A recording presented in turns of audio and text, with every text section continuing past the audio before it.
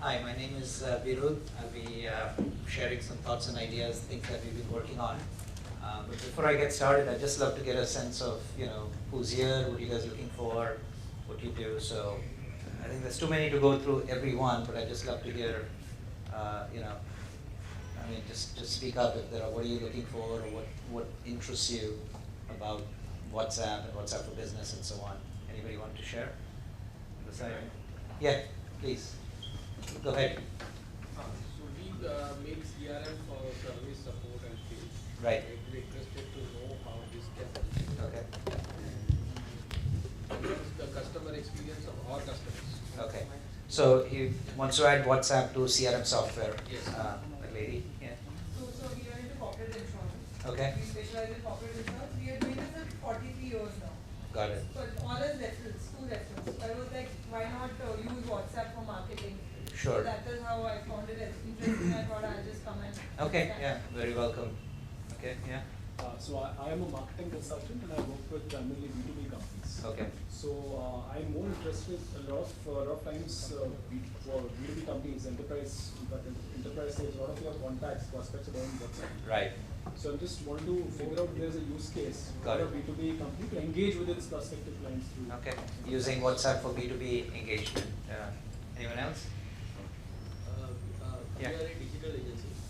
Some of my team members were using some kind of WhatsApp software. Okay. It's available all from the price range of 500 till 5,000 rupees. Okay. 500 would be like I also don't know like what they are using. Okay, got it. And we were having a lot of problems. So I thought of coming and understanding because you are a pioneer in your field. Sure. So wanted to know what best, what more we could offer, and how we can use it for basically the B2B business. Okay, got it. All right. Okay, so let's just dive in, and I will just share.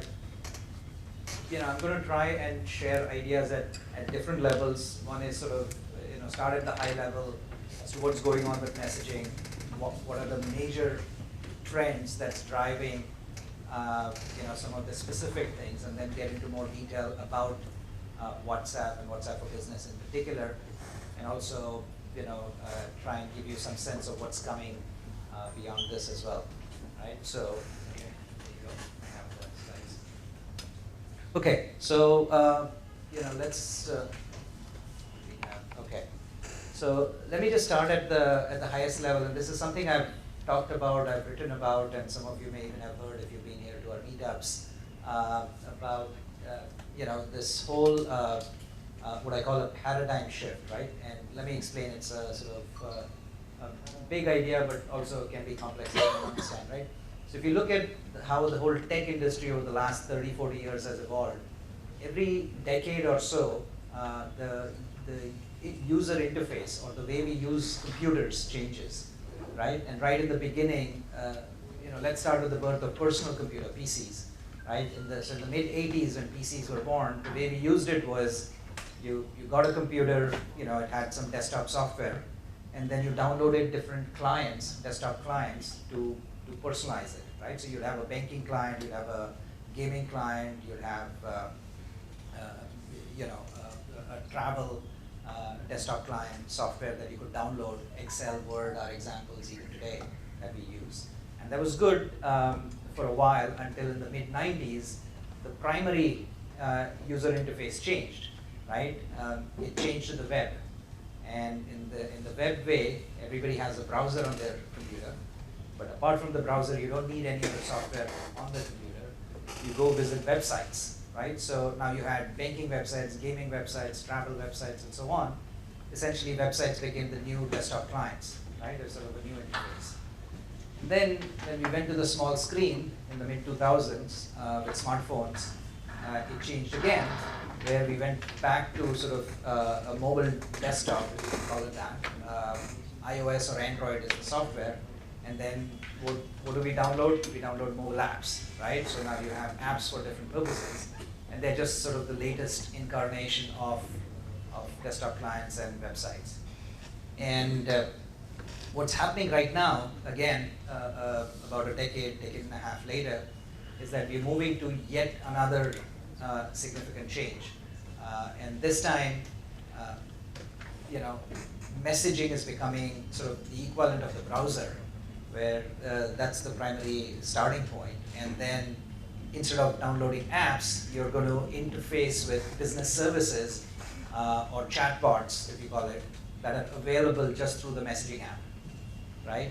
So in that sense, you know, bots or business services through WhatsApp are just the latest, like I said, the latest reincarnation of a desktop client or a website or an app, but we'll just be using bots. And one might say, why even bother with this, right? Because you have so many apps, and you have iOS and Android is popular and so on, except that there are many problems, right?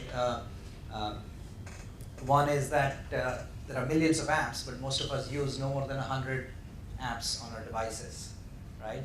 So it becomes very expensive to drive downloads onto device, because people don't like to download. It feels like a big commitment, right? Because you go to restaurants, how many restaurant apps do you have? You go, you know, how many airline apps do you have? How many malls? How many retail stores? How many grocery stores, right? You may have an Ola and an Uber and a WhatsApp and so on. You have a handful of apps, but you don't have an app for every brand or every business that you interact with, right? So if you're an agency, or if you have your customers, or you're a consultant, you know, people don't download your apps. It's practically impossible to get them to do it, because people don't like downloading, period. But on the other hand, if you can just send a message, it's a lot easier, right? So there are many advantages. You avoid the download barrier. It is simpler, easier inside messaging. You can do everything there, right? So that's the vision that we are all going towards. We, as in the tech industry collectively, is saying, okay, this is a new way in which consumers will interact with businesses through, you know, think of the messaging app as the browser, and think of these business services or bots, which is why you're all here. I mean, think of them as a newer version of the apps, right? And even from a technical or a developer standpoint, there are many advantages. It's a lot cheaper to build bots than apps, because now you don't have to worry about UI at all. And if you've done that, you know, it's very expensive. The other big thing is bots are server-side, apps are client-side. And as any developer knows, it's a lot easier, a lot cheaper, a lot better to have stuff on the server side. You can make changes to it, you can upgrade it constantly, and so on. In fact, that was the reason why we went on the big screen, we went from clients to websites anyway, because having stuff on the server side was a lot better than downloading things, right? So it's sort of the same, what happened on the large screen is sort of happening on the small screen. Okay, so that's sort of at the highest level, right? That's the context. And then, of course, as messaging is becoming popular, there's a lot of messaging channels out there that both consumers and businesses, right? So clearly on the consumer side, as we know, a lot of messaging has shifted to these apps. But businesses are now also starting to use a wide variety of channels. I think clearly, now it depends on which country you're in, but in India, it's primarily SMS and WhatsApp. I mean, those are the two ways in which businesses can reach consumers. If you were in China, WeChat would be the killer one, and so on, right? So Kakao would be in Korea, and so on. So there's different apps out there.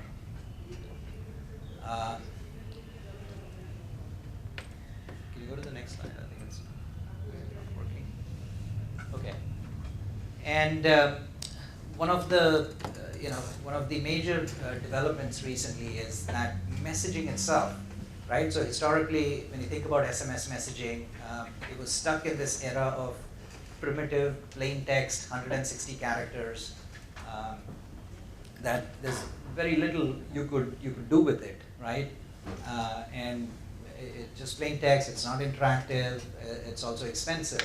And now we are moving again to a different era where messages themselves, the technology and the tools, are becoming better, which means now you can embed rich media, you can embed other interactive elements in it, which makes it more engaging, more interesting. We'll show you some use cases in a little bit as well. And then, it's the ROI also increases. They become very effective ways to engage customers and do interesting things with. So, okay. And as messaging becomes conversational, other thing I should have added is so far like say at least with SMS messaging is just one way, but when you look at WhatsApp and some of the newer ways to do this, it also becomes two-way, right? So it truly a conversation between a business and a consumer. And as messaging becomes conversational, right? These are sort of important terms to remember. As messaging becomes conversational, it's literally going to transform virtually every business function, right? I think somebody asked earlier, so whether it's marketing, sales, support, I think literally any customer touch point, right? Any place where a business interacts with consumer will be transformed with these sort of conversational experiences, right? Because messaging, so unlike social media, for example, which is very popular, yeah, you can sort of broadcast or interact with lots of users, but in messaging, you're having private one-on-one conversations with customers. That means it can be highly personalized, it can be targeted, you can offer special things, you can address individual issues without having to broadcast to everybody, which only creates more noise and more confusion. But these are very, very individual interactions, right? So certainly in any of these functions, marketing, sales, or support, I mean, having the ability to have one-on-one conversations in scale, right? I mean, that's the unique thing. When you do one-on-one in person, yeah, you can do all of this, but you can't scale it. If you try to do it in scale through social media, that's great, but then it's not personalized. This gives you both at the same time. It gives you really the private individual conversations with each customer, along with massive scale that you can do with everybody, right? And then on the other side, you have consumers also very eager to adopt these services, and we've been seeing, very rapidly increasing adoption in terms of even the businesses that have launched it are seeing. We'll share some use cases, like I said, but they're starting to see good response. And from a consumer side, right, the first thing is it's like I mentioned earlier, there's nothing to download, right? You're just having a chat, so it's easier, it's simpler. You can have a transient interaction, right? What I mean by that is, let's say I'm at a restaurant, I want to order food. While I'm there, I'm happy to chat with the restaurant, but when I go away, I do not want to communicate anymore. It's simple to do that, right? That's the reason why I don't download an app, because it feels like, I don't know, getting married maybe. Well, maybe not that much, but it feels like a longer or a stronger commitment versus just having a transient, limited interaction. And you can do that with messaging. It's also, there's a lot of viral elements, right? So somebody talked about B2b referrals. Well, messaging is inherently viral. People refer things to their friends all the time, and so on. And also dramatically improved customer delight, right? If you have the ability to, I mean, think, who likes to call a business or a bank and stay on hold for a half an hour until the customer support person gets, comes back to you? It's not a fun experience, and especially in a country like ours where, the number of customers is huge, the unit margins are very low, so it's impossible to even staff a customer support team that, so you have a choice between either, if you provide delightful service, it's very expensive, but if you try to do it within cost, then it's not a good quality service. This helps you break that sort of false choice. You can have both instant response, instant service through messaging, and yet do it in scale, right, without having to cut corners. So it solves a whole bunch of super interesting, super hard problems that kind of get transformed by it.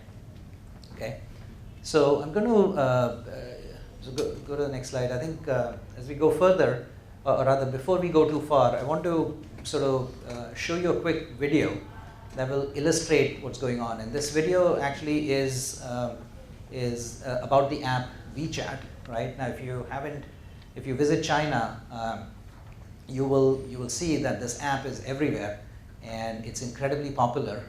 And what I want you to focus on right now, obviously WeChat's used in China, not so much here because apps have network effects, right? Out here we use WhatsApp, but there WeChat is just as popular. But WeChat has done something that you're only just starting to see happen on WhatsApp, which is they enabled the ability for developers and businesses to build a lot of additional services within that messaging app. And once you do that, right, I mean, I know I described it a couple of slides ago, but I think it becomes really, it becomes more tangible when you see it and you see people using it and how many different ways they're using it in. So why don't we run the video?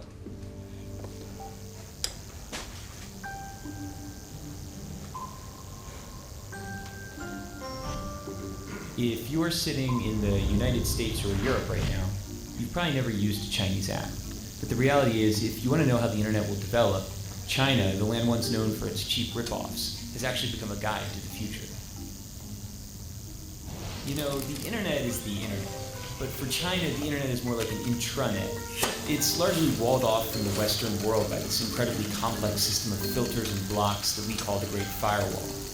And basically, the Great Firewall blocks any foreign site the Communist Party doesn't think it can control. So that means there is no Facebook, no Twitter, no Google.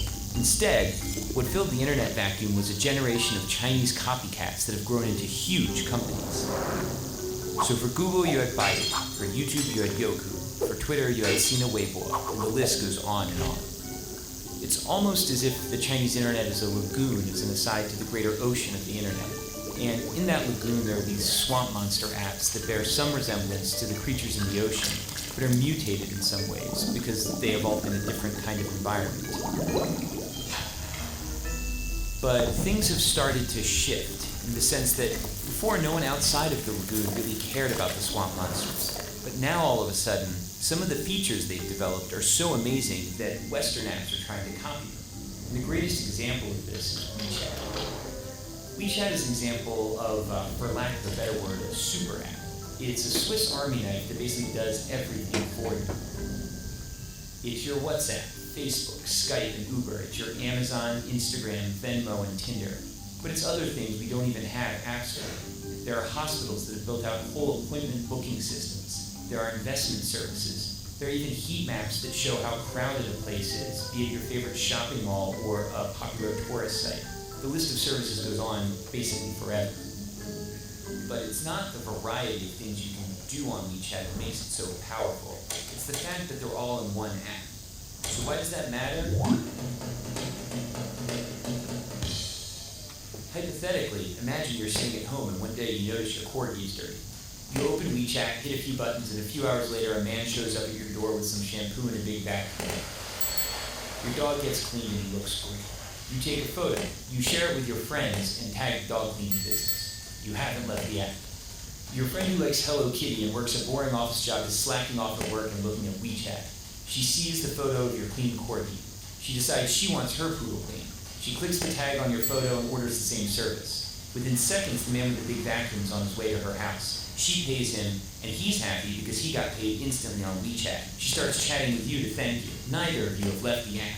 While chatting, she tells you about a new hip noodle joint. She says, you have to come. It's a schlep, but you accept. She orders food while still at her desk. You order a taxi.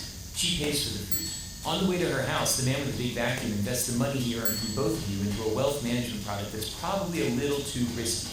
Neither of you nor the man with the big vacuum have left the app. Both of you arrive and the app tells the kitchen you're there.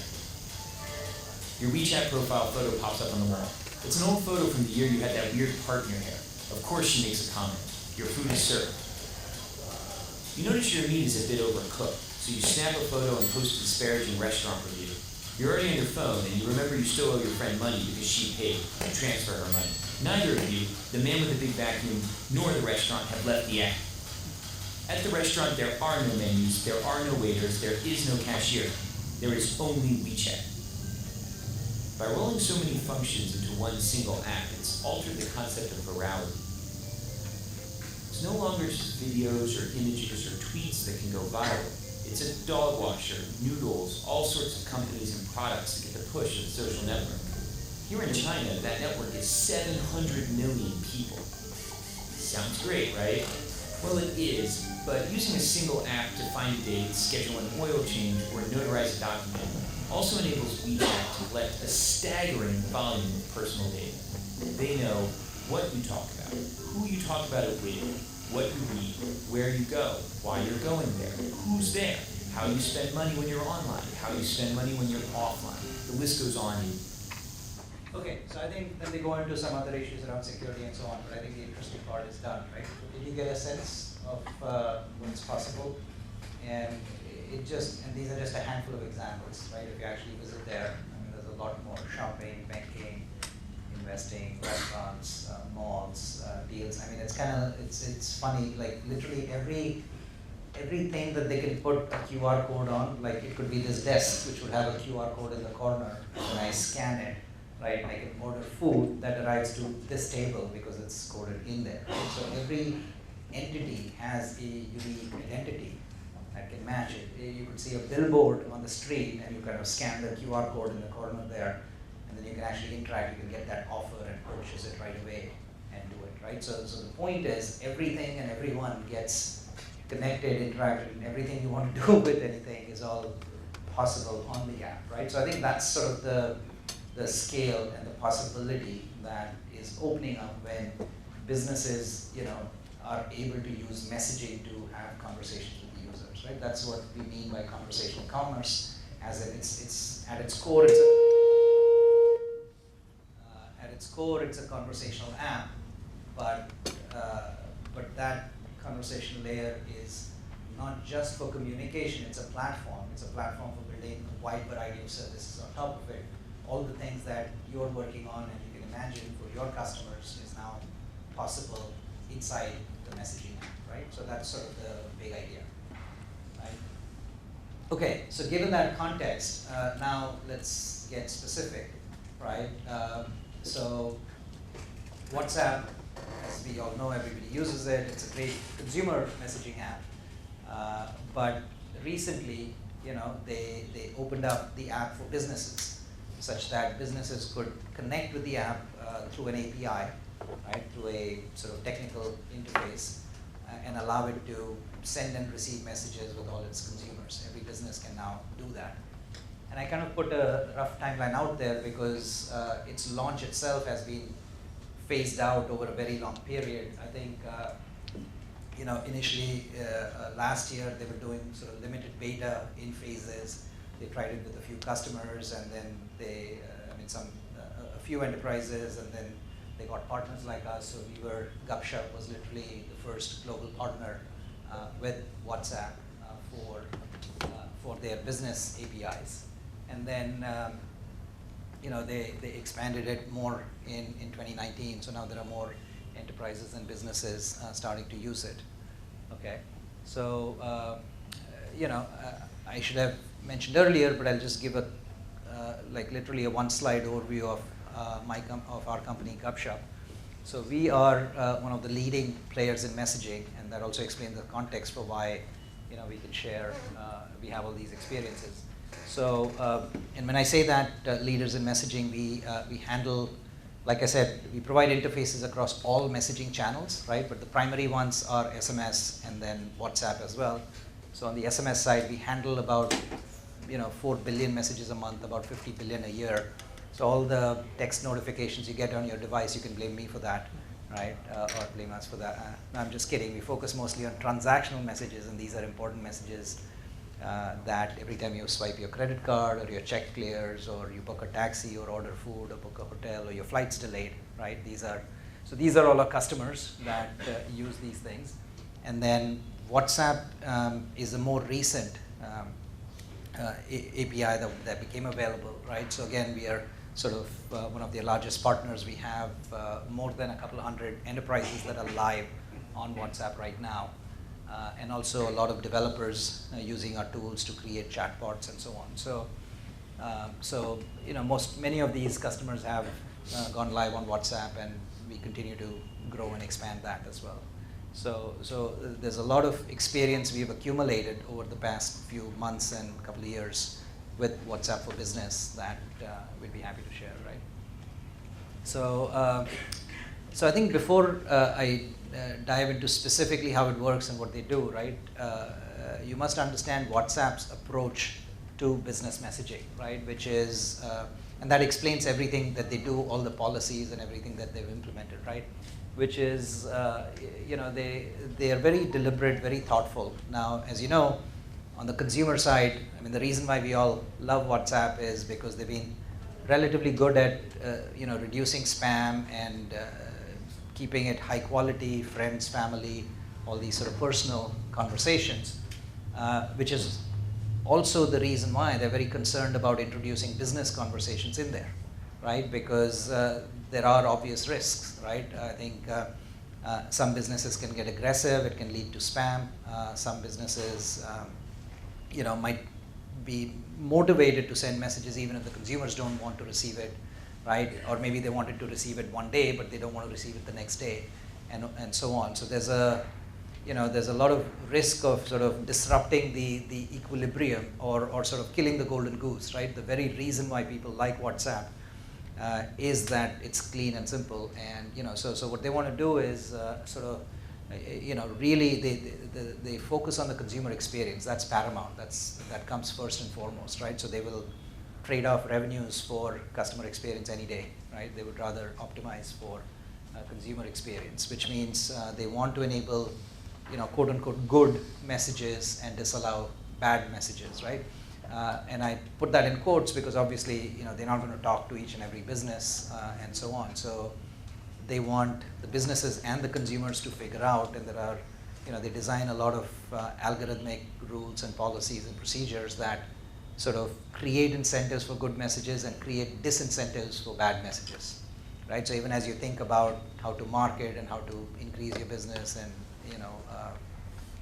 reach out to customers, I think it's important to remember that you sort of have to be thinking about this first and foremost, which is, are these good interactions? How would the consumer feel about it?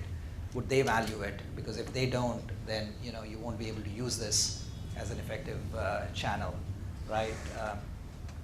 So if they want to do, filter out the good from the bad and do it in scale, the way they do it is through a variety of things. They have some manual review processes, not a lot, but some for sure.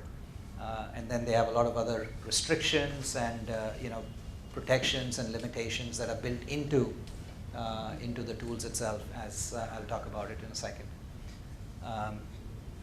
So the first thing here is, if you want to get started with using WhatsApp, you have to set up what's called a WhatsApp business account, WABA for short. And the way it works, right? I mean, there's sort of a three-step process. You need to have a Facebook Business Manager page, and then there's a manual review by WhatsApp itself, and then there's a phone number verification step, right? So it takes anywhere from 2 to 7 business days to do this, and there's also this verified business link, a green checkbox that has, and to do that you need to have a verified business page as well, right? And then as all of this is happening on the back end, there's some other things that we have to do on our side. So I'm actually going to request my colleague, Ketan, do you want to just share, maybe grab one of the mics over here? Yeah. So just, it's not just a matter of setting up a simple API. There's some things that we do on the back end to enable it. Do you want to just share? Yeah, so first of all, we are taking the information regarding your businesses, right? This is a WhatsApp business, so we are taking the information like your Facebook Business Manager ID. There is a mandatory thing from the Facebook side, because they only providing this WhatsApp to the verified businesses. Okay, that is the first primary thing. Once we get the business ID and all, we are submitting to the Facebook. Once they verified your business is the certificate of corporation, all the which you uploaded on the Facebook Business Manager, then we will get for the another approval, that is number. Okay, so WhatsApp number on which you are going to deploy your Docker. So one number is compulsory to just chat with your customer. So we have to submit the number with your business name, like your business name is XYZ. So we have to submit to the WhatsApp. Again, WhatsApp approved the business name also. So you cannot give some random name like a tasting demo or anything. You have to give your business name properly. Okay, once they approve, then we set up a Docker from the backend side, and then you can start using your APIs. So that's how the all process take approximately 7 days. So that includes the verification from the Facebook side and Docker setup and all the things. But while that process is going on, do you want to talk about the sandbox that people can use? Yeah, one more thing. So see, this all takes approximately 7 days, but we allow you to use our sandbox. So at least you can start your integration. your engineering team can start using our APIs, using our sandbox number. So at least you can finish your integration parallelly. The WhatsApp will approve your business number, so that both processes will parallelly work. Yeah, and what that means is in the sandbox area, right? So you may have maybe 5 or 10 testers in your team, and so you can test it in a very small setting with a limited number of users.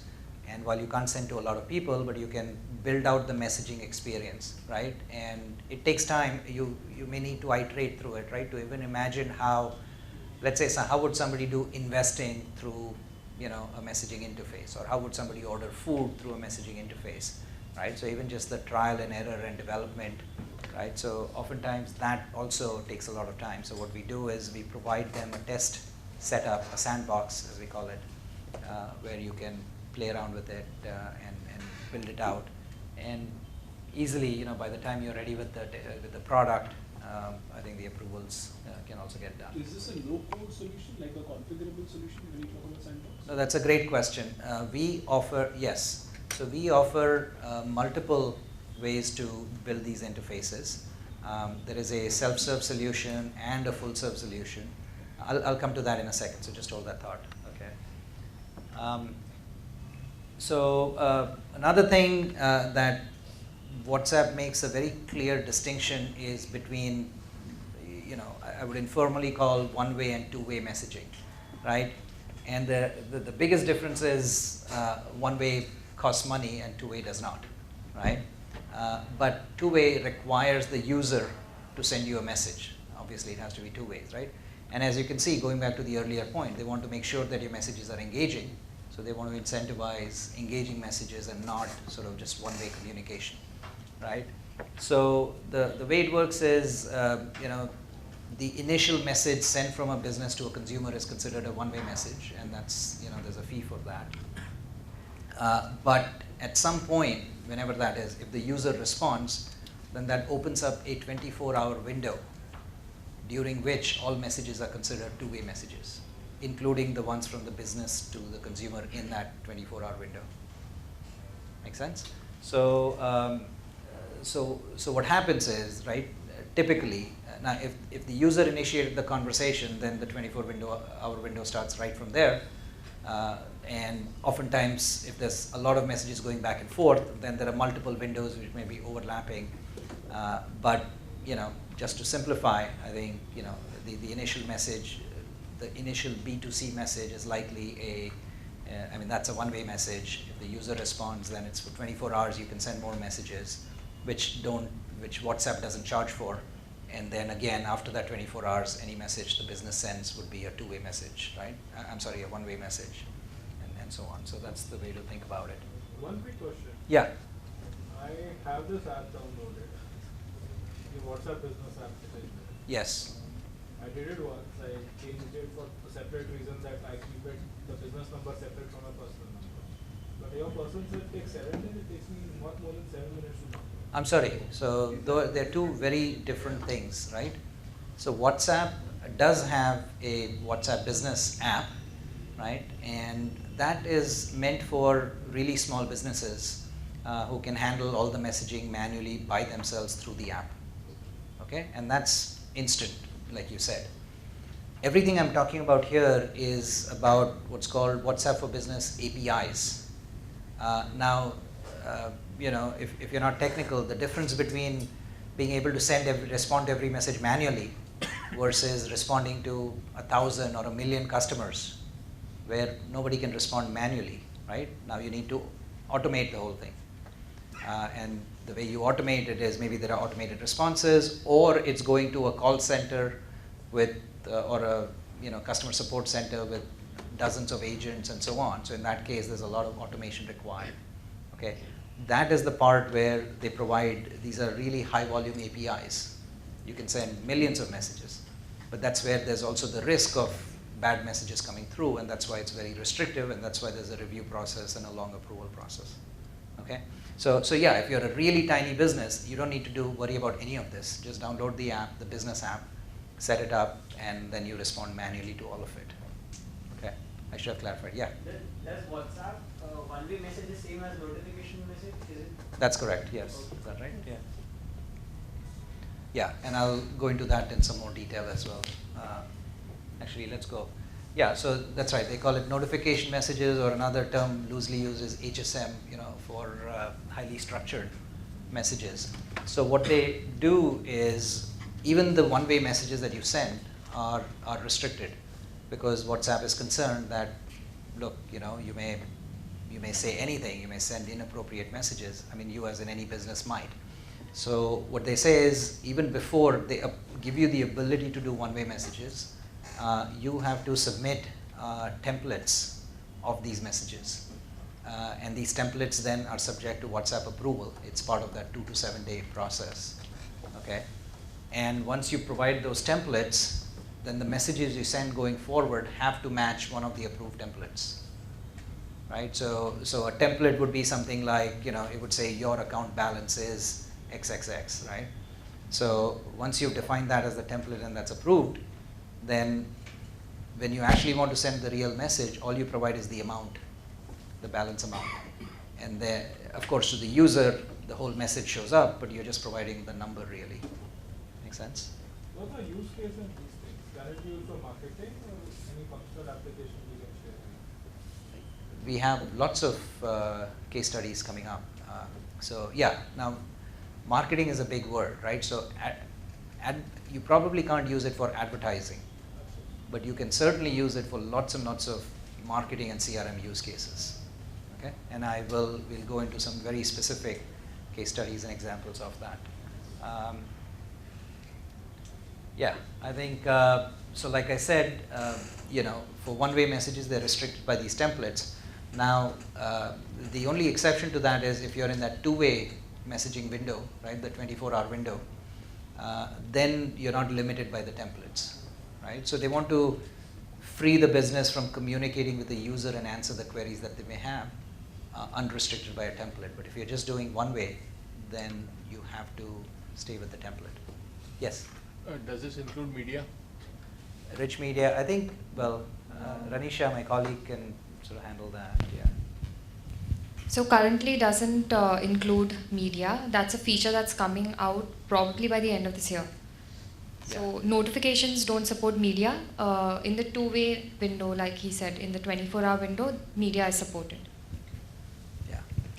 And I think in the trial versions we've been able to test it, but I think it's not released fully yet. So I think clearly they're working on it and figuring out some of the details.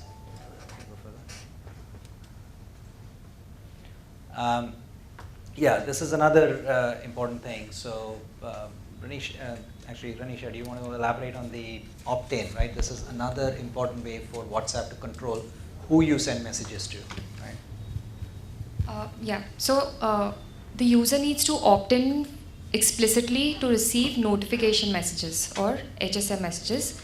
They don't need to opt in, to start a conversation and get a reply from the business. So you can always have two-way use cases where you tell the business to, or the business promotes their WhatsApp number, and the user can save that number and start messaging. And you don't need an opt-in for that when it's a user-initiated conversation, but you do need an opt-in when it's a business-initiated message. Okay, this opt-in needs to be taken from a non-WhatsApp channel.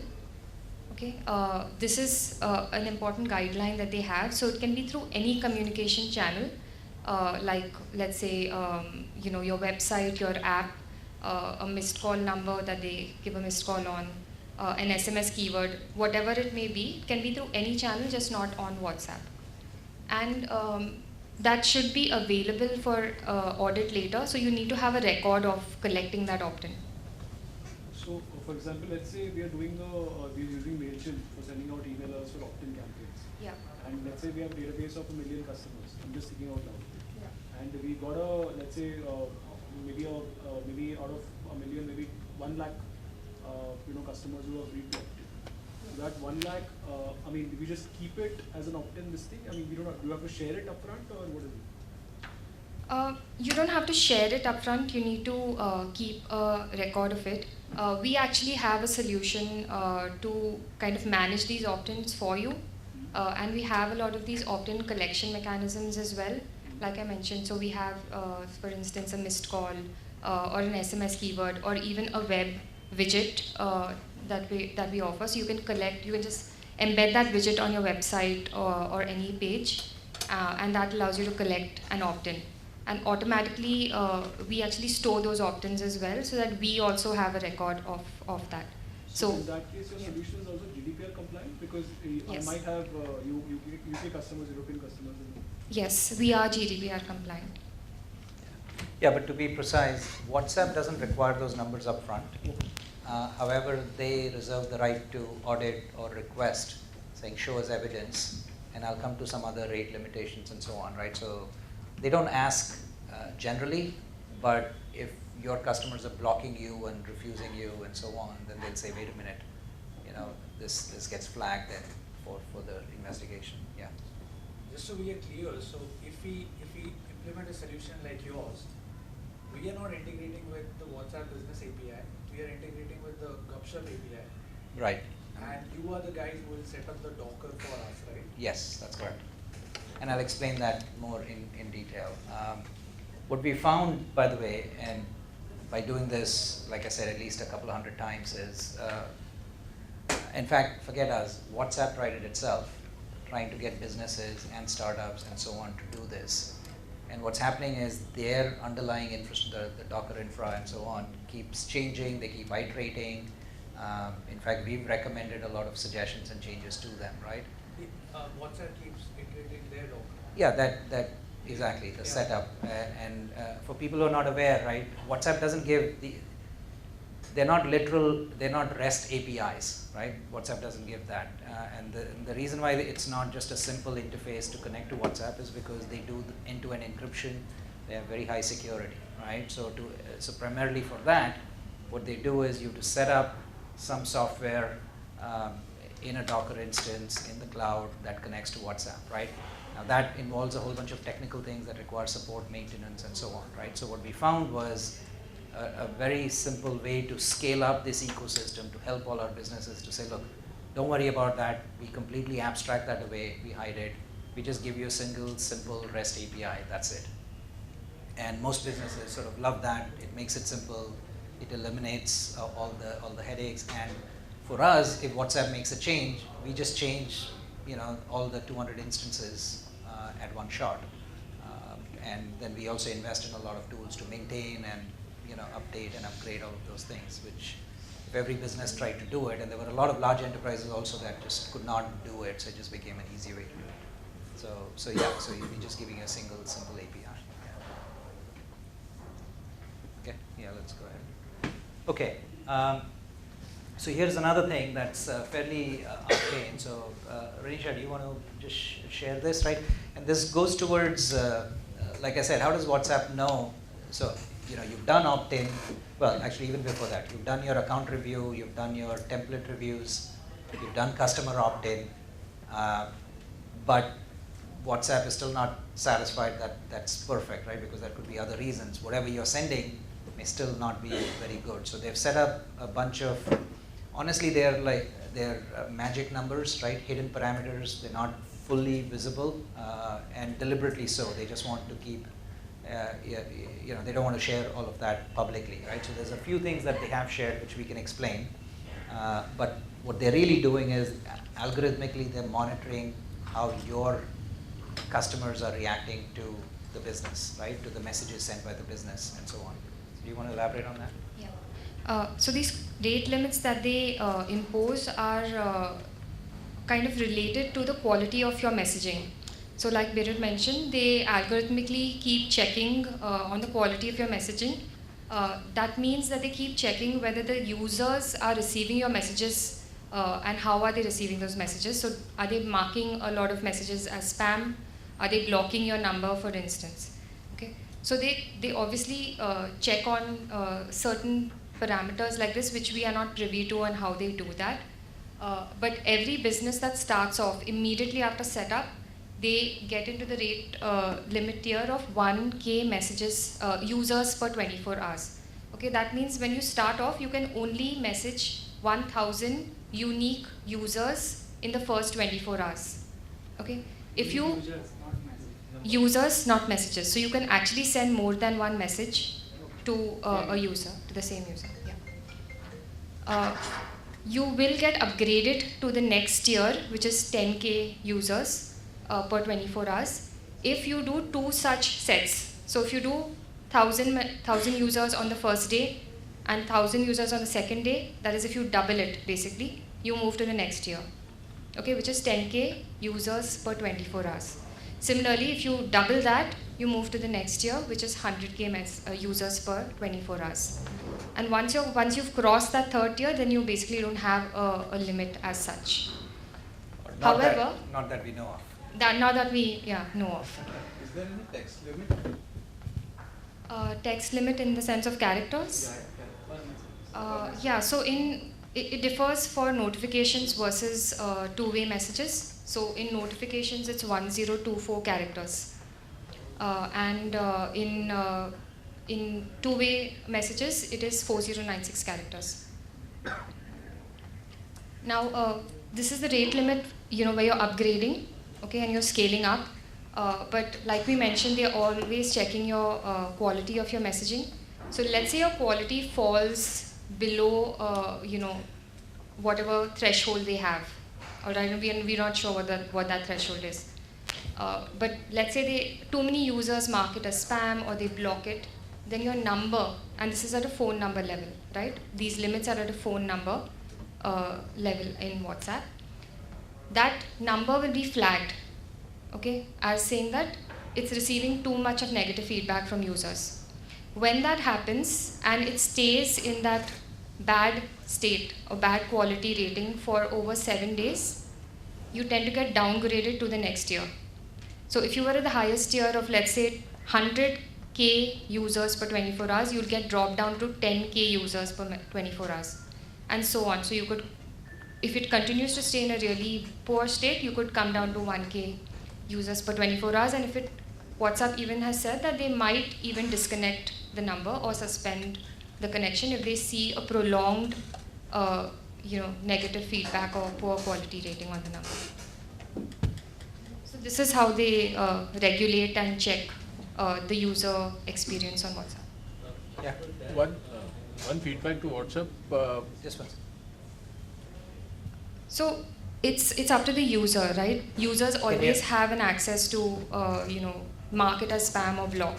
You go on the profile and you can do that. You can do that for any other user. You can do that for any business. So that's primarily what it's just the user feedback saying that I don't like this. Yeah. Since you're connected to WhatsApp, one feedback to WhatsApp would be a fake user ID. Facebook is facing a fake user ID. So those IDs could respond and that could dilute the quality check here. So you're saying a competitor of yours could abuse your metrics? No, the messenger would abuse the system. Because there are fake user IDs, those will dilute the dynamics here. No, but the way Facebook manages that is by doing OTP verifications through SIM numbers and so on, right? So that is also hard. Google had a different issue of fake user IDs because it's easy to fake a cookie or to open a different browser in a different computer and so on, right? It's harder to do that with SIM cards and OTP verifications and so on. And even there on the consumer side, WhatsApp has a lot of controls. We've known of them suspending consumer accounts which are just abusing WhatsApp, right? I mean, that's one of the reasons why we all like WhatsApp, because they filter out. I mean, we've known of businesses, for example, that try to buy thousands of SIM cards to do some orchestrated activities. And in general, WhatsApp statistically has been very good at identifying and blocking these. So I don't think it's that bad a problem on WhatsApp. Yes? Certain lead generation companies. I'm sorry? Some lead generation companies, they say that we will do the WhatsApp marketing for you, we do the bulk WhatsApp messaging for you. Right. And because WhatsApp does not allow more than 300 messages from a single SIM, some kind of restriction. So they use different SIMs to send the messages. Right. So how do they really operate? Like what you said is orchestrate this kind of. So that's well. Now I shouldn't speculate, but it sounds like using the consumer version of WhatsApp, right? Because the consumer side is where you have these sort of limits, message limits, and they are pretending to be consumers, so fake users, I guess, like you were saying earlier, and they send messages. But what happens, I mean, so I don't know what to say about that. I mean, the chances are they get caught, their numbers get burned, and they keep recycling, and they, it's a little bit of a fly-by-night operation. I mean, they get away with what they can while they can. It's just not a good way to build a business on a sustainable way, right? So at least, Gupshup on our side, we've just stayed very, very clear of any of these things. We do very clean, very official stuff, and it's all fine. Was there a question there? Yeah. One business can have multiple numbers, WhatsApp numbers? Yes. Yeah, but the limits are per number, right? All of those things. Approval process is same. Yeah, the approval process is same.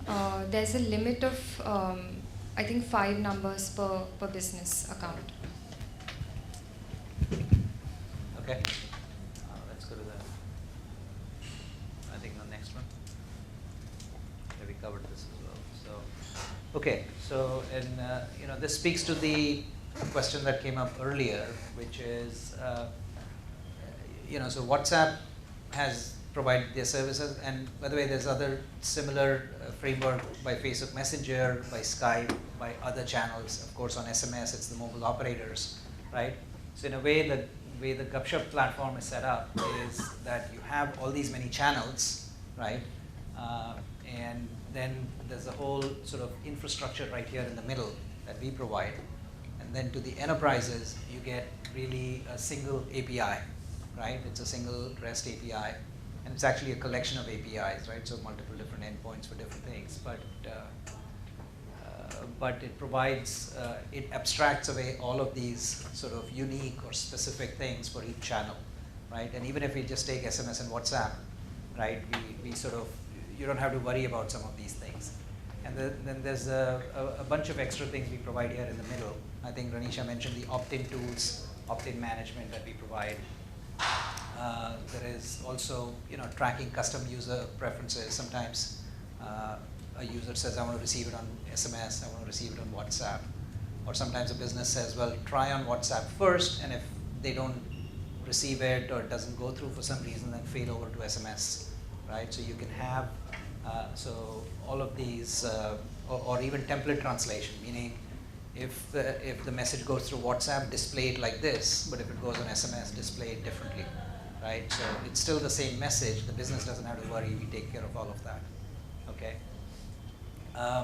There's one more question that came up earlier, and it's not displayed here, but what we also have as part of the platform is a chatbot development platform, right? And that bot development platform allows you, so everything we've talked about so far is just getting the connectivity. But obviously each of you has to worry about saying, okay, once I get a message, how do I handle it? What do I do with it, right? And for that, actually there are 2 options. One is, do you want to handle it automatically or manually? If it's manually, then you can just take the API, use the Gupshup API and connect it to your customer support tool, right?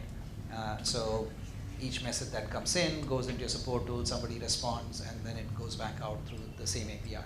So that's for manual responses. But for automated responses, we have a bot development platform. And there are 3 flavors of tools, right? There is the no-code version, which means no coding required. It just sort of, there are some predefined template bots and so on. There's also a low-code version, which is graphical, drag and drop. You can create flows and configure it a little bit. So just some familiarity with parameters and how it flows.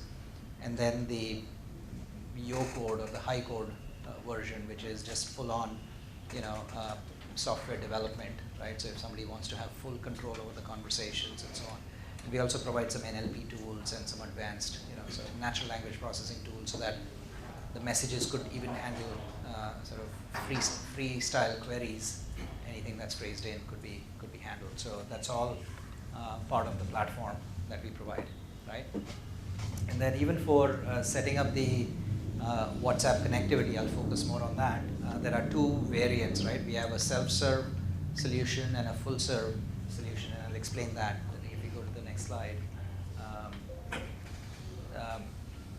So here's what happens, right?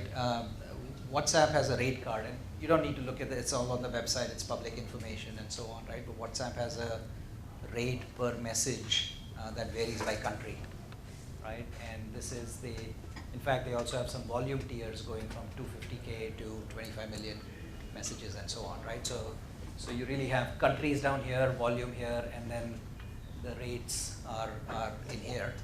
And this is, like I mentioned earlier, for one-way messaging, right? For the notification messages, not for the two-way, right? So that's how the WhatsApp rate card works. And then there's the Gupshup rate card that obviously is separate from and in addition to what WhatsApp charges. And WhatsApp requires sort of full transparency on pricing, and we also like it that way. So there's the WhatsApp fee that's separate, and then this is just the Gupshup fee. And so this is where I was saying there are two variants. There's a self-serve and a full-serve, right? So self-serve is just literally anybody can go to the website, set it up, integrate, and get going. If you go to our website, like literally today, the two-way thing is live.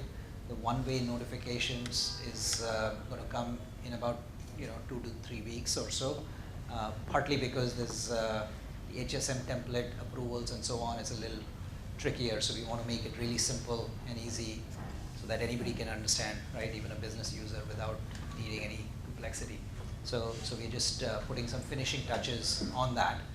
But we worked extensively for a long time to really streamline the self-serve solution so that it's very quick and easy. And usually for whether it's startups or agencies or smaller businesses, that works and that works fine. And you should be able to use that. We do have a full serve or an enterprise version of a solution. And really all that means is, we will dedicate resources that work with you, that help with a variety of things, right? With the setup, with the approval process. Oftentimes there's custom approval, custom templates. Sometimes you have to go back and forth discussing with WhatsApp or explain what's going on and so on. So there, obviously there's a higher fee, there's a setup fee as well as a monthly minimum fee and sort of a volume-based messaging fee as well. Yeah. You run opt-in campaigns on third-party databases if the client doesn't have database? Yeah, so see that part of the business, we run a messaging business for a long time. So yeah, we can help you with that. We have marketing databases. So there, for example, if you do promotional SMS, now obviously you can't target D&D users, but you can target other users and so on. So yeah, that stuff we've been doing for a long time. And that can be then used for WhatsApp as well? Yes. Yes. When you showcase your architecture, is that multi-tenant capable? Because we are a SaaS platform. Right. Our customers are asking us to add WhatsApp as a channel. Yes. When I checked out Video or Smooch, the problem is that the customer needs to sign up there. Right. And then I need to integrate with Smooch or with Video, which is what we want to avoid. Correct. Because we want to make it very simple for them. Right. The way they can connect, like the email, like we have a Gmail integration. Right. So they pretty much come in, they click a button, authorize email, and they're done. Right. So is your, sorry, go ahead. Yeah, no, so we are, it's a great question. In fact, we are working with multiple partners from around the world to sort of solve exactly this. I think there are some limitations imposed by WhatsApp that we can't work around, obviously, but the rest of it. So how do the approvals has to be the Facebook pages and so on has to be for the end customer, right? The end enterprise. Yeah. But the rest of it, we can give you multi-tenant SaaS APIs, right? So because that, like even the SIM card verification you could manage, but the Facebook business user page has to be for that end business. Which is completely fine. So I understand they need to go into business messenger, request the API, or in some cases like Twilio or other people like you are making that request or you are collecting the access, then forwarding it to Facebook. Right? Exactly right. If you're doing that on behalf of the customer. Correct. Which is completely fine, but we don't want that the customers need to have an account with Gupshup. Correct. And then I'm having a separate account with Gupshup. Yeah, that's fine. So I think we are setting up everything in such a way that we can work with scale partners so that you can manage the customer relationship. I think it's not, we're finalizing some of the legal agreements because WhatsApp doesn't like just plain reselling, I think, because there's the liability for some of the messages still stays with us, right, with Gupshup. So what we've simplified that to is we require you to sort of clearly mention to the customer as well that this connectivity is provided by Gupshup. And it's a click to agree sort of thing, so we can make it simple. They don't need to talk to us or, I mean, you know, just eliminate that additional step that is there is some Correct. other registration. You Yeah. can give them the direction like go to Facebook, Right. request this access, fill this form. When you come back, after 2 or 7 days, your WhatsApp messages will then start getting. Exactly. Yeah, no, that's exactly right. And by the way, I will say this, right? We are, like I said, for WhatsApp, the biggest country is India. For India, the biggest partner is us. So we work very closely with them. In fact, we've recommended, Ketan and team have recommended many changes on the WhatsApp backend to streamline some of these things. And I think we're probably the first ones to actually put out a self-serve solution of this kind, because I don't think anybody, we've looked at the other services as well. They don't do it. They don't do it. So they're asking our clients to go get an account with Telio. Correct. And then, the Twilio thing will integrate with us, which is too much of a hassle. Yeah, it just doesn't work and it doesn't scale. So we want to. They don't even understand what Twilio is. Correct. If you go on the website, they're like, hey, this is not my. Yeah, exactly. So I think we want to simplify all of that and work with you. Let's talk offline in some more detail. So in this case, if I may add to what he's talking about, the end user, so I have a similar platform, that's why I'm asking. The end user will see that particular client's WhatsApp business name. Their own, Every single consumer, let's say he has 1,000 businesses right. That he has on a SaaS platform. And each one of those businesses will have your own unique name that business's customer will see. Yes. Not the SaaS platform that he has. Oh yeah, of course, because see the phone number, what the end consumer sees is mapped to the phone number. The phone number is mapped to their customer, right? So they don't own, the SaaS platform doesn't own the number, Gupshup doesn't own the number, it's the enterprise. Yeah, just confirming. Yeah. So that's all clean, yes. And what stage doesn't consider an enterprise use for service like this? I think what we recommend is, generally if you're doing more than 25,000 messages a day, give or take, then the pricing works better, right? The self-serve pricing is for smaller businesses, the full service for larger enterprises and so on. So that's approximately the threshold. But let me share some use cases or case studies of what we've done. I think there was a question earlier as well. And in fact, I think Renisha works very closely with them. So do you want to share? I think the screens are not super clear, but it looks a lot better in WhatsApp. Yeah. So we started off with Dish TV almost about a year ago. So currently they send notification messages on WhatsApp, which are transactional in nature, like payment reminders to their customers or recharge reminders, things like that. They have a like Beerud was mentioning, something that our platform inherently provides, which is an intelligent routing algorithm. So they first try on WhatsApp, and if it's not reachable, they send that as a fallback to SMS. Right? So they have that feature that we use as well. They use our opt-in tools as well. So they've seen a really good improvement in their customer satisfaction scores. So this is a stat that we got off of them. Yeah, and in fact, I think this is entirely handled by us, right? So they didn't have to do anything special or different for WhatsApp, except for that creating the Facebook page again, which we kind of did for them. They continue to use our SMS APIs, which they used to do historically to send to millions of customers. In parallel, we run opt-in campaigns. The ones that have opted in, then we send them the WhatsApp version of the message, where we create the template, we manage all of that. So we have some AI tools and entity extraction and things like that as well.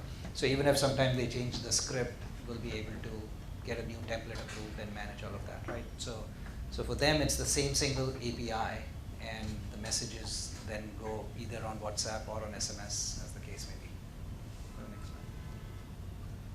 Go to the next slide. So NoBroker is another customer from the real estate sector.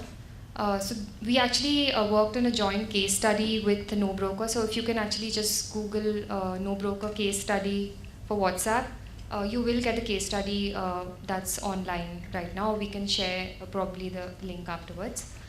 So what No Broker is really doing is they have both a notification use case as well as a two-way conversational use case.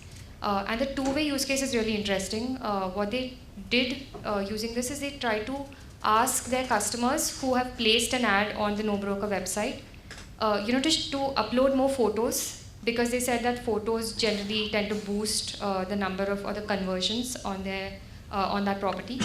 So they actually got a lot more photos and boosted that particular aspect on using WhatsApp. So users would share the photos on WhatsApp.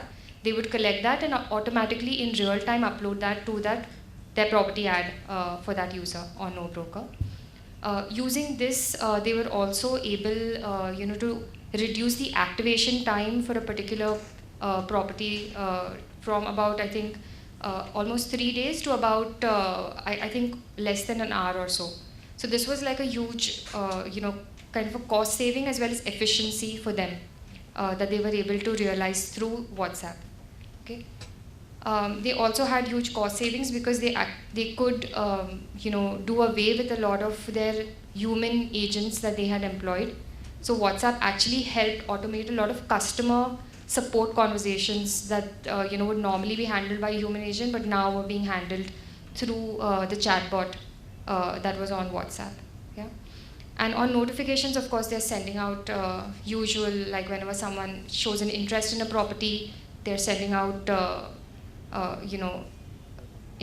just sending out information alerts saying that, hey, so-and-so is interested in your property. When they set up an appointment to visit the property, they send both users that information, things like that. They collect opt-ins through their website as well as through their app.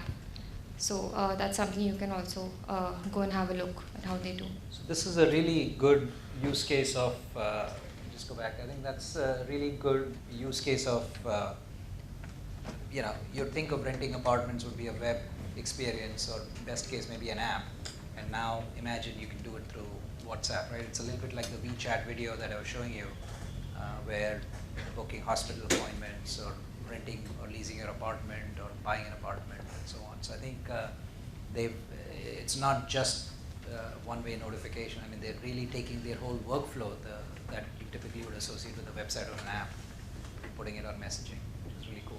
I had a question. So the responses are by a bot on this? Yes, right. So that's right. I mean, in general, that's the way to automate, right? So it looks like a bot because they also want to maintain two-way anonymity, right? Because the interested party may not want to talk to the seller until, or not exchange information until they negotiate. So every consumer is talking to the bot. You're listing your property, sending a photo, getting notifications, everything's through the bot. And then if they want to connect, I'm sure they'll exchange contact information and so on. And one thing, this every time when we have this, what do you call the business WhatsApp, so like Indigo sends an intimation or Make My Trip sends an intimation, so they have that logo, but they doesn't show the number over there. So that number is always hidden to the consumer? Yeah, so when every business starts off, they start off as a regular account. In a regular account, the number is shown. So when the first time if let's say it's a business to customer communication, they see a number, all right? You see for No Broker or even for Book My Show or Make My Trip, there's usually a green tick or a green badge that's there. So that's called an official business account, okay? To get an official business account, that's a separate process. So there's a manual process that we need to apply to WhatsApp, and they don't, necessarily give that to everybody. Okay. So this verified tick depends on certain market factors, certain trust factors, because it's kind of like a trust badge. It's equivalent to what you have on Twitter with the blue verified accounts, things like that. So it's saying that this is a genuine business. And therefore, they have a separate independent trust and safety team that manually reviews each of these applications. Okay. All right, let's just quickly finish. Yeah. one question. Now these case studies are corporates. We are dealing here with a group who would be in the small business segment. So, sorry, I'm a long word. So, what can Gupshup offer a smaller set of business? Now, surely this corporate presentations can go to corporates. Right. Here, this is a market of small users. So I would, good point. I mean, I would say that a tool or a mechanism like this is actually, it levels the playing field, and it's actually more valuable for small businesses than for large businesses, because many of these corporates, they have a website, they have an app, and then this is yet another channel for them. I think for small businesses, very unlikely that you have an app, right? Because it's expensive, or even if you have it, you don't have too many downloads, right? Websites are fine, but again on mobile, the usage of websites is much lower, even lower than app, and app itself is pretty low. So this becomes the one and only channel that you can engage your customers with, right? So start by saying this is far more important for you than for large enterprises. And beyond that, I mean, we're leaving aside the fact that it's a big business, we're just trying to illustrate some examples of what people have done to use messaging, but it really depends on each and individual case, right? I think that if somebody is in the real estate business, somebody, your SaaS customers would be in all kinds of businesses, so they can, they can optimize. I mean, it really just depends on a case-by-case basis. But suffice it to say, I think this is a much more important and interesting channel for small businesses. Yeah. Let's just quickly run through the other two case studies and just highlight banking. So the next few case studies are about banks. This one, of course, Saraswat Bank is in the cooperative banking segment. So they were the first cooperative bank to launch WhatsApp. They have basically what is called a customer service chatbot live on WhatsApp. So all of the calls that their customer care agents would usually solve or handle are now effectively being taken care of by an automated chatbot on WhatsApp. So you can request for your account balance, you can request for an account statement, you can check how to open an account, what are the documents required, frequently asked questions, all of that happening on WhatsApp. Right, so they have a pretty good engaged user base, which they were able to actually kind of tap into, and they see WhatsApp as a really good channel for them to engage with their users. So I think it's really worked well for them. They recently won an award as well. The next one is Innocent Bank, very similar use case to Saraswat as well. They actually have it, so it's pretty similar in terms of what they're trying to do, automating customer service.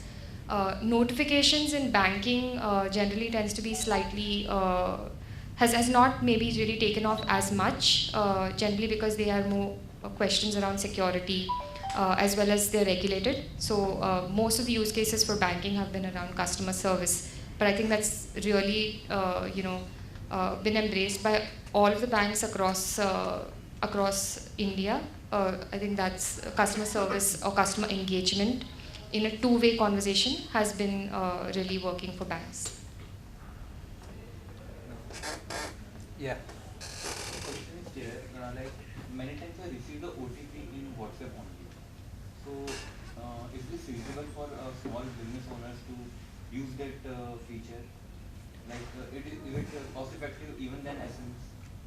So no, I mean if you're using it for HSM, on average the notification messages on WhatsApp are about 3 times as expensive as SMS, right? So it's not cost effective for that particular thing. The other thing I might also say, technically an OTP message is best sent by SMS because it goes to that SIM card. As you know, in WhatsApp sometimes even when you remove your SIM, the WhatsApp continues to work on Wi-Fi and so on, right? But let's say somebody else has taken the SIM, but the OTP comes here, right? So I think there are, you have to be a little careful. I think OTP is a particularly sensitive case, so you're better off just staying with SMS. I think WhatsApp is much better suited to lots of other, so many more richer use cases, yeah. So this one is Kotak Mahindra, similar use case, right? Similar, they have one, so similar customer service chatbot use case. They do have one additional thing that they were doing, which was they were sending to every new customer who opened an account with the bank, specifically an 811 account. They sent a personalized video kit to the user. So this was back when media notifications was possible, before WhatsApp rolled it back. But they were able to do that and actually push out, a personalized video. So the video would actually contain the customer account details, their relationship manager details, things like that. So a really great way to actually onboard the customer onto WhatsApp. Okay, so I think we're done with the WhatsApp part, and we're going to be around here. But something quick, or can you hold that? Yeah. I have one question, because most of us are not very big biggies or giant corporates. We are a startup and having a small business.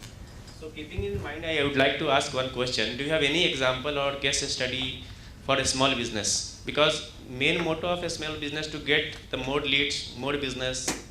So do you have any example for that? Well, I mean, we don't have slides right now, and some of these, any examples that come off the top of your head, Renisha? Yeah, I mean, we have a bunch of startups. So there's one particular startup which is in the education sector. They actually have purely a two-way use case. So it's mainly for competitive exams that they solve, student doubts. So student sends a picture of the doubt that he has, and they actually reply back with the answer in video form. So it's a small startup. It's called Doubtnut. It's Delhi-based. They are actually doing really great in terms of engagement, because they're sending, I think, over about 2 million messages a month or something like that. Request two-way communication. Yes. So look, it's easy to brainstorm, right? Tons of SME use cases. If you're a restaurant, you can put your menu and allow people to order. If you are a e-commerce seller, right, doesn't have to be Flipkart. You could have like a little store with 100 items. You could allow people to look up what's available or rates, right? You could be a B2b business.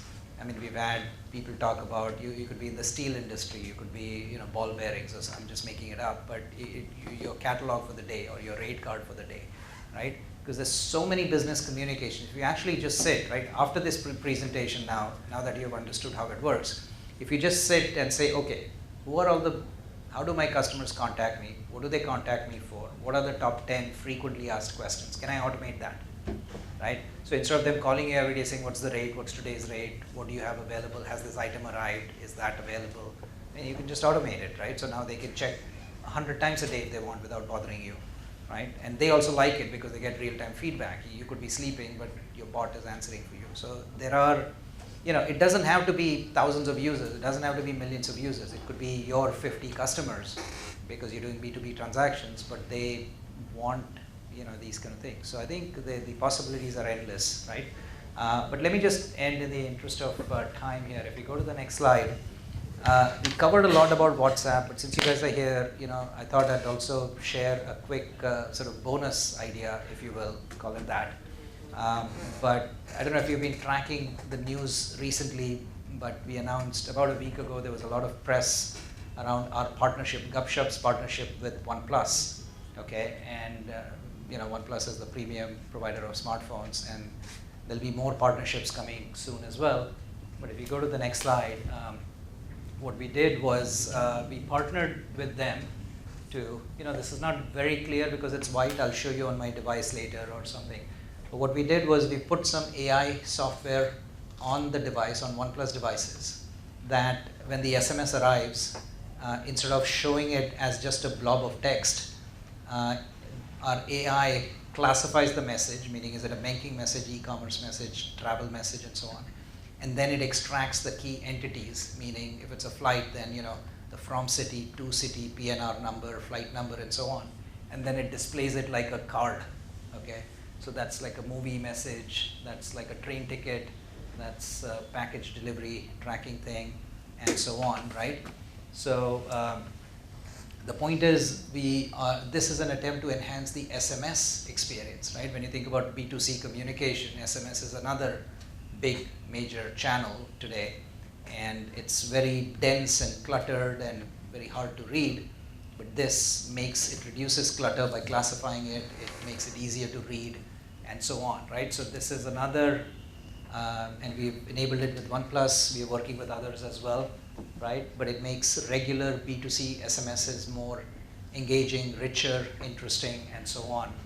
So this is a tool that we'd also make available to businesses, where if you share your message templates with us, then we can make sure to update the AI on the device so that your messages are rendered nicely.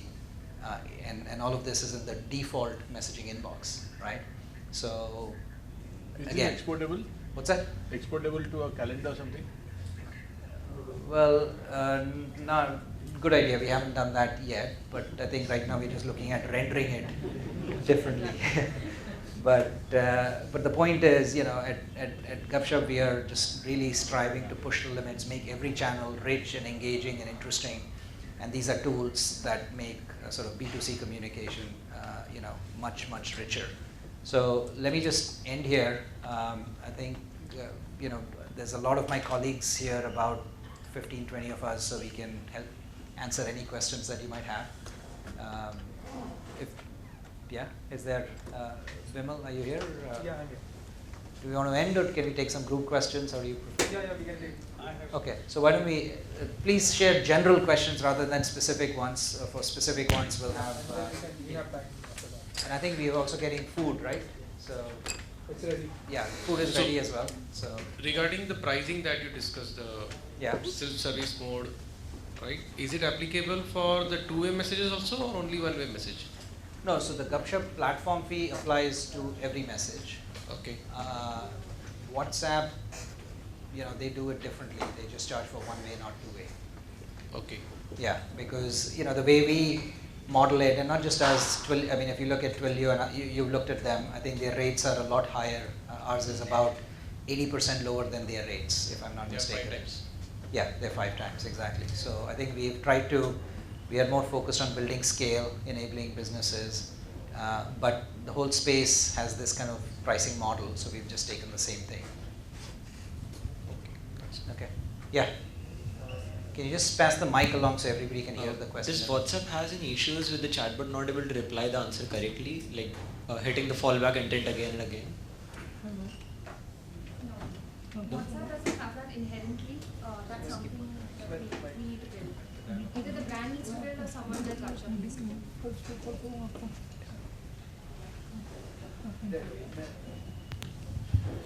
2 questions. Firstly, the D&D, would Gupshup do the D&D? If a business gives you the database. This is for SMS? This is for WhatsApp. So firstly, is D&D required for WhatsApp, or no? It's not required? You can say. So, one sec, just back up, right? D&D is defined by TRAI, the telecom regulators, which only applies to telecom messages, which is SMS. WhatsApp is different. It's IP messaging, right? It's sort of like internet communication. So that's not governed by those regulations. WhatsApp has a whole different set of policies like I discussed, right? So that concept of D&D doesn't apply to WhatsApp. But like I said, they do their own thing in similar way, to achieve the same objective. But would you be helping in that, or? No, of course. So, we help by, we have experience in terms of how to have good messages, not bad messages, and so on, right? So that's why, our colleagues are here. You can just ask and so on. Sometimes it's just anecdotal, right? It depends on your use case. But in general, yeah, we are motivated to help businesses succeed on WhatsApp, right? And that can only happen if we can guide them on best practices. Also, second question, in the bank's case study, so would customers also be submitting, say, KYC documents and scanned images of the, the forms and, the proof of identity, proof of address, they would be submitting that as well? Yes. And, okay. So and it works great, right? Because on a mobile phone, it's easy to take photos, send it. That's what no broker found. So, yeah, I think, these are just a few case studies, right? Like I said, we have a couple of hundred businesses doing lots of things. So, but KYC is a very good process for WhatsApp. Yes. But the pricing for WhatsApp, is that billed through you, or it's to be paid separately to WhatsApp? No, everything is through us. Okay. But when we send you an invoice, it'll be sort of displayed. Yeah. No, everything is through us. It's a single billing relationship. We pay WhatsApp and we pay sort of wholesale, meaning in aggregate across lots of accounts. Yes. If there is a group of a company or somebody wants to meet Gupshup, what is the process? Well, I think we are. So that's where certainly the full serve thing helps. I mean, just email us. I think we'll figure out something like that, right? I mean, in general, we want to help and we want to be very helpful, very accessible. I think there are certain things, if we can do it, if it doesn't scale, then it becomes a problem. But on a one-off basis, we'd be happy to. What happens is when there is a group of people and each one has a set of questions for the same organization. So what would be a flow? Suppose there is a company and they would like to implement this, like for example, Saraswat Bank. Yeah. So that's not one person. Yeah. A set of people. Correct. So how to approach Gupshup with this? No, so oftentimes in all these enterprises, we work often with multiple stakeholders because somebody wants to do the support use case, somebody wants to do the recharge use case, somebody else wants to do other things. How do you initiate this process? So, we have firstly you're here, so you already take one of our cards and just email us. That's the simplest. But on our websites, we have forms like a lead capture form. You can email us, contact us. We have customer support. I mean, we're very easy to find here. Don't worry. What is the smallest business that you serve, basically? Or is there a barrier that No, the self-serve solution, there's no minimum limit. I mean, it could be, I don't know, very low. In self-serve solution, can we use the chatbot? Yes, of course. What is the price at same $0.001? Well, that's just the price for messaging. Our chatbot development platform right now is just free. We don't even charge for it. So really, we won't charge you for building and using the chatbot. We are really just billing the message going back and forth. So on chatbots, so typically on the website, you have a starting point for a chatbot, and then you have the user flows which goes on. Here, when the message is sent, right, and based on the response, there can be different things. How does that get initiated? No, so, okay, let's back up for a second, right? Developing a chatbot experience is, it's a skill, but I'll give you a simple example, right? So typically, let's say on your website, you have an opt-in, the customer says, yeah, send me a message through WhatsApp.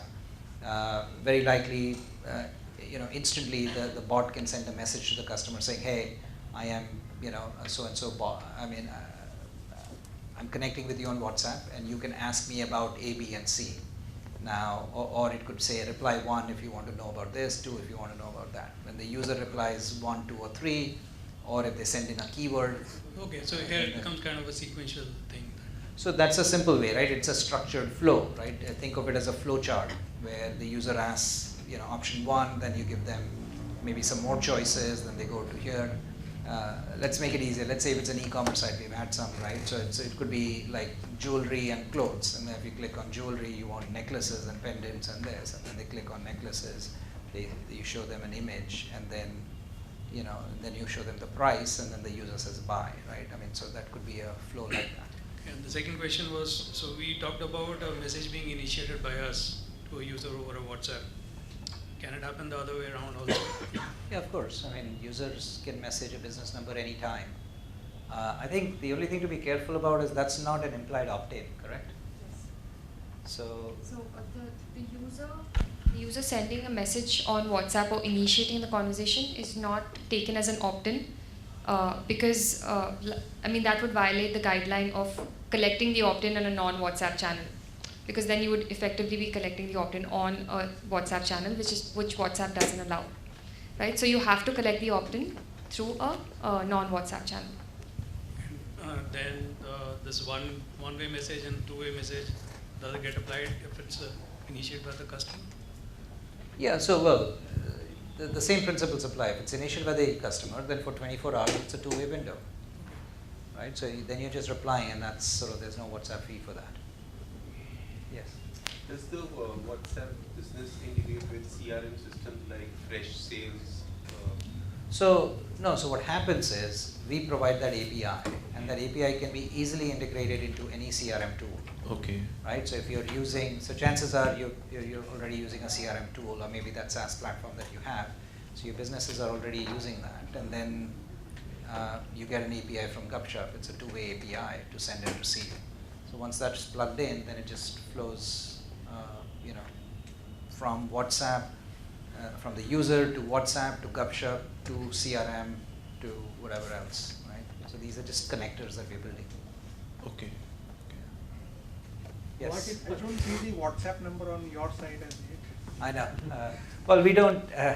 It's like cobbler's shoes, I think we are so busy helping everybody else build WhatsApp that Gupshup has it. Actually, no, we do have our number, but we use it as a sandbox. But we should have a marketing number as well. Yeah, that's what. There should be subscription-based, subscriber-based business. Like some of the websites are using. Would you like to get the message on your WhatsApp? Correct. They are collecting the data directly from the website itself and integrating into the network. I know. But our team is so busy helping every other customer that Gupshup itself goes lower in the priority, right? Yes. Yeah, what's the state with like reselling? Like suppose I have 10 clients who wants WhatsApp integrated.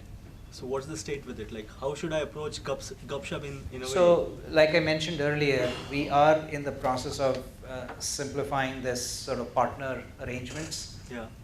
Like I said, there are a couple of principles that are important about transparency and where the relationships are, right? Because you have to remember, WhatsApp wants its pricing very transparent. Yeah.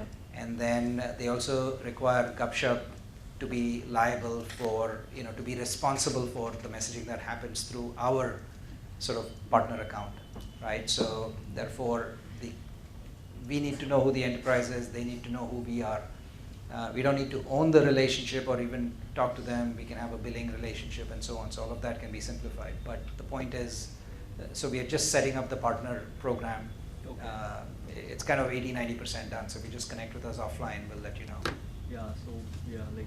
So we'll take one more question, and then we'll be around, all of us. You can talk to any one of us in Gupshup T-shirt after this.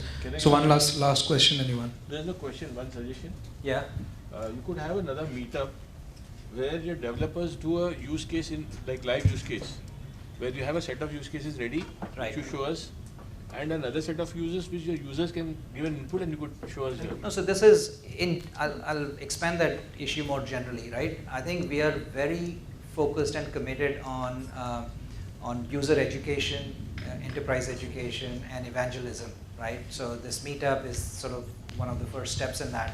A lot of this is very new, right? I mean, the WhatsApp APIs, and it was even restricted to large enterprises, and it's only now that we've done for smaller businesses. We are simplifying it, but we'll set up videos on our website, we'll set up case studies on our website, we'll set up documentation. So you don't even have to physically come just to see a case study, but even our support teams will educate them to make all of this available. So we are investing a lot of time and effort and resources on that. So rest assured that will happen. I mean, keep an eye on our website, and we'll put a lot of materials there. Okay, but let's end this here. Thanks everyone for coming. I think it's a big opportunity. And if you've tracked us, we've talked about chatbots for a long time, but previously it was on Facebook Messenger, which wasn't the best channel. WhatsApp and SMS are really big deals. All your users use it. So think about it, use it. Let us know how we can help. All right. Thanks for coming. Thank you. So what we'll do is, so there is pizza that side, and we'll talk one-on-one. So all of us are available for chat. You can catch any one of us and start talking. So there's pizza that side. I think somebody will guide you. Jeet. Hi.